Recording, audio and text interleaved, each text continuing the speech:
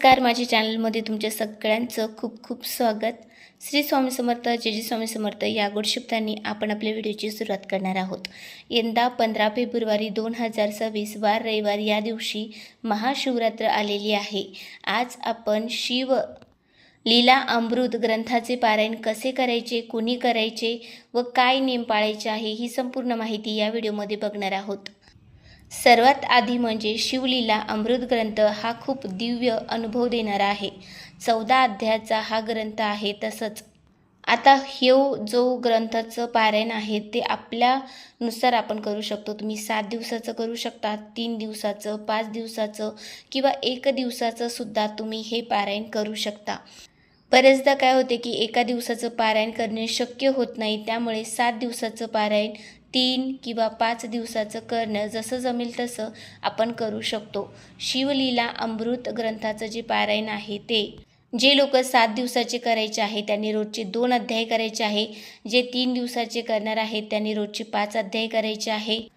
तुम्हाला दुसऱ्या दिवशी पारायणाला बसायचं असेल तर आदल्या दिवशी तुम्हाला आपल्या गावाजवळ असलेलं शेजारी असलेलं महादेवाच्या मंदिरात जायचं आहे। देवाला प्रार्थना करायची आहे की हे देवा, माझ्याकडून हे पारायण निर्विघ्नपणे करून घे। त्याचबरोबर महादेवाची कोणतीही सेवा करायची असेल तर त्याची योग्य वेळ म्हणजे प्रदोष काळ असतो। प्रदोष काळामध्ये जर आपण महादेवाची सेवा केली तर ती महादेवापर्यंत लवकर पोचते आणि त्याचं फळ मात्र आपल्याला लवकर मिळतं। तसं आपण दिवसभरही हा ग्रंथ वाचू शकतो, पण वाचत असताना समजा तुम्ही 7 दिवसाचं पारायण करत आहात तर हा ग्रंथ तुम्हाला वाचायचा आहे आणि एकाच ठिकाणी तुम्हाला ठेवायचा आहे। म्हणजे तुम्ही आता घेतला, वाचला, त्याच ठिकाणी ठेवा। पूजा वगैरे मांडायची गरज नाही आहे। तुम्ही असं ठेवलं तरी चालतं, पण त्याला सारखं हलवायचं नाही, या जागेवरून दुसऱ्या जागे असं ठेवायचं नाही आहे। जिथं वाचलात त्याच पद्धतीने तुम्हाला रोजच्या ठिकाणीच तो ठेवायचा आहे। देवासमोर बसूनच तुम्हाला पारायण करायचं आहे, अध्याय वाचायचे आहेत। त्याचबरोबर ज्या दिवशी तुम्ही हे पारायण सुरू करणार आहात किंवा तुम्ही अध्याय घेणार आहात तर तुम्हाला पांढरे वस्त्र घालायचे आहे। म्हणजे की तुमच्याकडे जे पण पांढरे कपडे असतील ते घालायचे। त्यामध्ये तुम्ही कुर्ता घालू शकता, सूट, ओढणी असे असेल असे व्यवस्थित कपडे तुम्हाला घालायचे आहे। फाटके वगैरे कपडे घालू नका, कारण आपण व्रत करत असतो। तर तुम्हाला त्याचबरोबर काळे कपडे जे आहे ते घालायचे नाही आहेत। जर हे मुलं असतील किंवा मग पुरुष वर्गातील लोक करणार असतील तर त्यांनी सुद्धा पांढरेच कपडे घालायचे आहे। जसे की काळ्या रंगाचा पॅन्ट वगैरे घालायचा नाही आहे।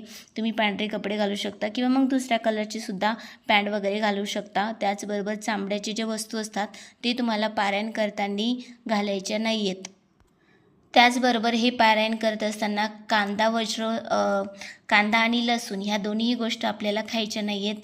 त्याचबरोबर पारायण करत असताना अन्न वर्ज्य करायचं आहे। दुसऱ्याच्या घरचं अन्न खायचं नाही आहे, हॉटेलचं सुद्धा खायचं नाही आहे। त्याचबरोबर ब्रह्मचर्याचं पालन करायचं आहे।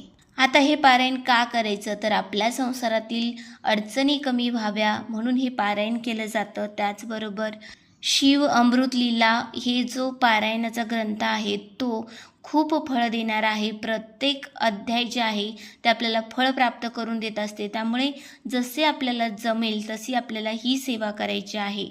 आता काही दिवस आपले राहिले, समजा तुम्ही 7 दिवसाचं पारायण करता, मग ती महाशिवरात्रीपर्यंत नाही झालं तर ते तुम्ही पुढं सुद्धा 2-3 दिवस करू शकता किंवा मग तुम्ही नंतर 3 दिवसाचं करत असाल आणि महाशिवरात्र होऊन गेली तरीसुद्धा तुम्ही राहिलेलं पारायण जे आहे ते नंतर सुद्धा करू शकता। पण जर संकल्पयुक्त सेवा तुम्ही ठरवली असेल तर ती त्याच वेळेत करावी लागते आणि तुम्ही जर अशी सेवा करत असाल, असंच म्हणजे पारायण करत असाल तर ती 2 दिवस पुढे गेलं तरीसुद्धा चालते। आता याचं जे उद्यापन असतं ते कसं करायचं असतं।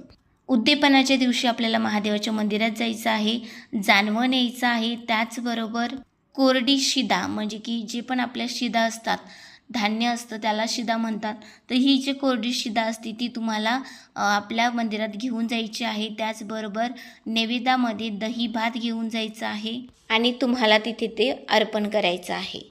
अशा पद्धतीने आपल्याला शिवलीला अमृत या ग्रंथाचं पारायण करायचं आहे। ही सेवा अत्यंत अनुभव देणारी आहे, त्यामुळे नक्की ही सेवा आपण सगळ्यांनी करावी। तुम्हाला हा व्हिडिओ आवडला असेल तर लाईक, शेअर, सबस्क्राईब करा। परत भेटूया अशा छोट्याशा व्हिडिओनी। धन्यवाद।